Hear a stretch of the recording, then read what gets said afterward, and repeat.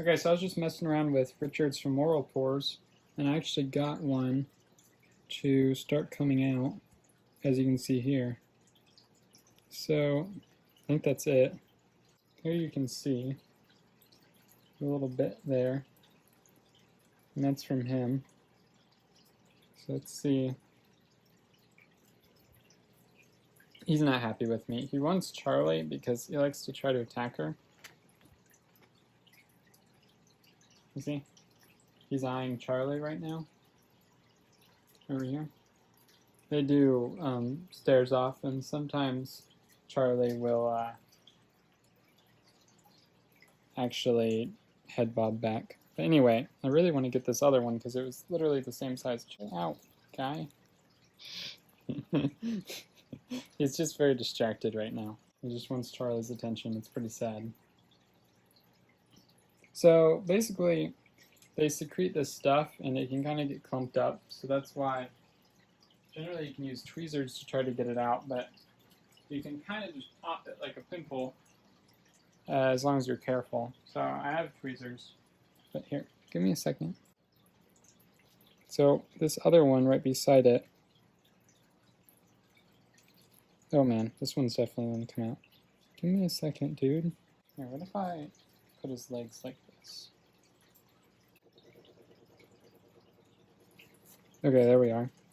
Okay. So I mean, he didn't like that. But in theory, like me holding his arms that way wasn't hurting him. So here we have the other one. And now I'm going to see if I can get at any of the other ones. So I'm holding his front like this, just where his feet are behind my fingers. And here you can see where the stuff came out. Right there, those two holes. So now let's see if there's anything like in here.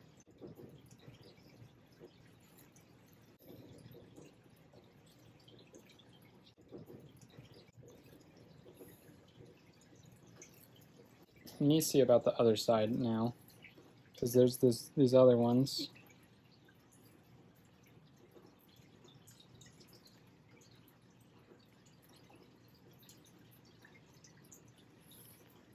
Okay, here we go. I just got one. I'm gonna let him walk around for a second. I'm washing my bed right now, so this probably isn't the best thing to do on top of my bed, but I'm gonna spray Lysol on it. Here we have this.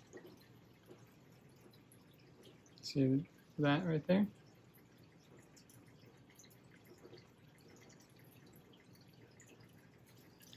There we are. Got that one off. That's a nice and big one. Geez, that one's really big. I'm like positive this one.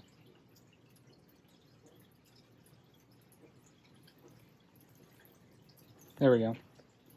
Okay. Okay. Yeah, I just got a little bit of this one. Well, I think that's all of it, but there was just a little bit in that one. And they kind of have these white, like, chalky ends, as you can see. You can definitely tell where I've gotten it out, because it is a hole. But it seems like wherever there's the white chalky bit, you can probably get stuff out if you try hard enough. Let's look at the other side. I feel like all four of these I could probably get something out of. I think I'm going to let him fall asleep, and then I'll deal with this again later when he won't fight me so much. But here you have it. I think that's really fascinating. But you're supposed to clear those out. And also you're supposed to cut their nails. For some reason his nails are trimmed already. Maybe it's the fact that he climbs the screen all the time. I'm guessing it's the screen. I bet like him going over that all the time has kind of cut his nails for him. But whatever it is, it seems to be working. That evening I did take Richard and I finished clearing out his femoral pores. It took like a really long time and I did a really poor job of filming it, so I'm not going to show that because you kind of saw how I did it earlier. The way that I was taught to do it was to squeeze them out. At least those are the videos that I watched on how to do it. And after some more reading, I have learned new things and new ways of doing things that I would like to share with you. So first of all, what are femoral pores? So they are those line of pores that you saw me, do the thing. They secrete pheromones and other stuff that we're not entirely aware why or what it is or what it does, because its purpose in the wild isn't entirely known.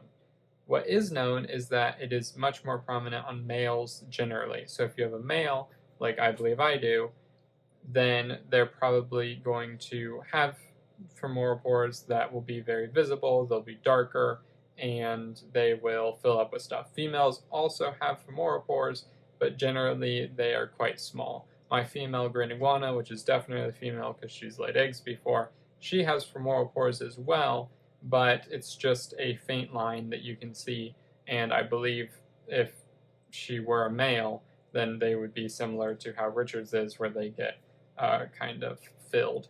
So the general theory is that they secrete these oils and stuff to kind of be able to transmit information to other bearded dragons, so either to attract a mate or to mark territory or just to keep track of which bearded dragons are in which area. And those are kind of the working theories on why they have them. As I said, you can utilize the femoral pores to help determine sex. There's also different ways to do that with different bulges on the tails and such, and also if they lay eggs or if they create sperm plugs. Wow, I was just not prepared to say that out loud. Anyway, if they secrete sperm because they haven't mated and they're male. It's kind of a thing. I see my crusty geckos do it quite often. He's never done it. But those are other ways to determine the gender, but it's pretty easy with the femoral pores because, like I said, males would be very prominent, females not so much, except it's not a definite way because sometimes females have them more prominent as well. So you might be wondering, why do you even have to unclog it? Well, in the wild, the theory is that they constantly secrete this stuff to some extent, and then it kind of spreads around, and since they are much more active in the wild and they can move around much more, then they kind of rub it on things as they go around. So the goal is to have a big enough enclosure and different materials in that enclosure that they can kind of try to emulate that in captivity, but obviously you're not going to be able to create the exact thing, and they kind of get clogged up. Sometimes they can get very clogged up. My bearded dragon really doesn't have that issue, but they are kind of blocked, so it is helpful to unclear them, because if they are not uncleared, then that can lead to infection or pain for the animal, and you don't really want that. So that is why it is necessary to clean them out every so often. So finally, how do you clear them out? As I showed, you can squeeze them, but I have since learned that that can lead to long-term damage to the pores, and you don't want to do that. So the better way and the safer way to do things is to soak the bearded dragon for a couple minutes, all the way to 30 minutes in warm water, and then take it out and use a Q-tip or a soft toothbrush to rub the secretions out.